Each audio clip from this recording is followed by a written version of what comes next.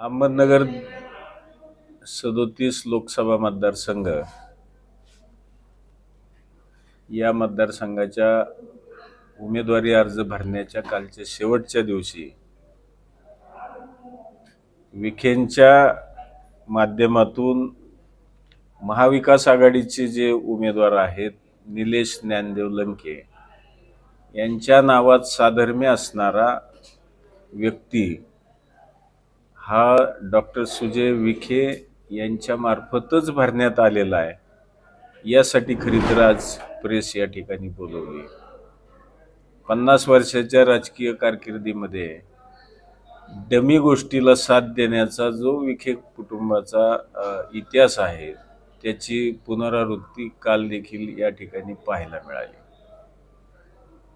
त्यांचे स्वतःचे चुलते अशोक विखे यांनी आरोप केला की डॉक्टर सुजय विखे यांची डिग्री खोटी आहे। मी नाही केला, त्यांनी केला। त्यानंतर त्यांनी दुसरा आरोप केला की ती डमी आहे, डिग्री जी आहे ती डमी आहे। दुसरा एक आरोप अशोक विखेंनी केला की आमच्या संपत्तीचं वाटप करत असताना रक्ताच्या नात्यातला डमी माणूस उभा केला। हे दोन्ही आरोप डॉक्टर अशोक विखे यांचे आहेत। त्यानंतर तलाठी भरतीमध्ये महसूल खात्यामध्ये आरोप झाले की डमी तलाठी त्या ठिकाणी सिलेक्ट झाले आणि म्हणून ही डमीची परंपरा ही कालच्या निवडणुकीच्या शेवटचा फॉर्म भरण्याच्या दिवशी सुद्धा घडली की आमचा महाविकास आघाडीचा उमेदवार निलेश ज्ञानदेव लंके याच्या नावाशी साधर्म्य असणारा निलेश साहेबराव लंके हा अर्ज त्या ठिकाणी आला। त्या अर्जामधलं साधर्म्य आम्हाला जे दिसलं ते असं आहे की त्या माणसाचा ॲफिडेव्हिटचा स्टॅम्प घेणारा व्यक्ती हा अकोलकर आहे आणि डॉक्टर सुजय विखे यांचा स्टॅम्प ॲफिडेव्हिटसाठी घेणारा व्यक्ती सुद्धा अकोलकरच आहे, DP अकोलकर। हे साधर्म्य कशामुळे आहे? त्याचं नोटराईज केलेलं एकाच ठिकाणी आहे।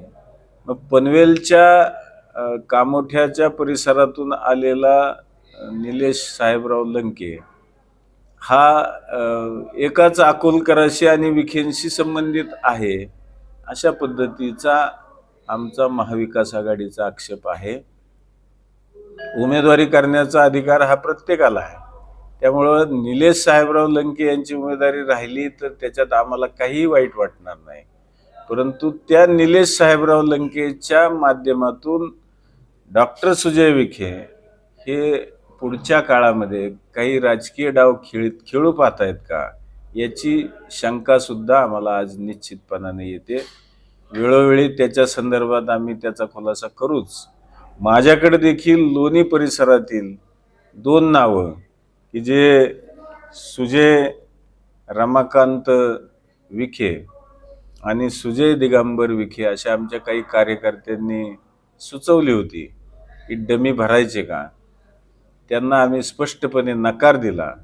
डमीचं राजकारण हे महाविकास आघाडीमध्ये आणि पवार साहेबांच्या नेतृत्वाखाली चालत नाही हा स्पष्टपणे त्या ठिकाणी आम्ही उल्लेख केला। आणि म्हणून कालचा उमेदवारी भरण्याचा शेवटचा दिवस असताना जो अर्ज आलेला आहे त्या अर्जाच्या संदर्भातले अनेक बाकीचे पुरावे आमच्याकडे आहेत। त्याचं नाव कामोठ्यातून पनवेलच्या मतदारसंघातून तातडीनं कुठल्या शासकीय यंत्रणेने नगरच्या निघोजमधल्या पारनेरमधल्या मतदार यादीमध्ये टाकलं आणि ते दाखवलं। वास्तविक पाहता पनवेलच्या कामोठ्याच्या मतदाराला नगरमध्ये उभा राहता येतं हे असताना सुद्धा ते नाव इकडं आणण्याची घाई शासनाने एवढी तत्परतेने का दाखवली, या अनेक प्रश्न त्याच्यामध्ये उपस्थित होतात आणि म्हणून ही आजची प्रेस आम्ही घेतलेली आहे। धन्यवाद।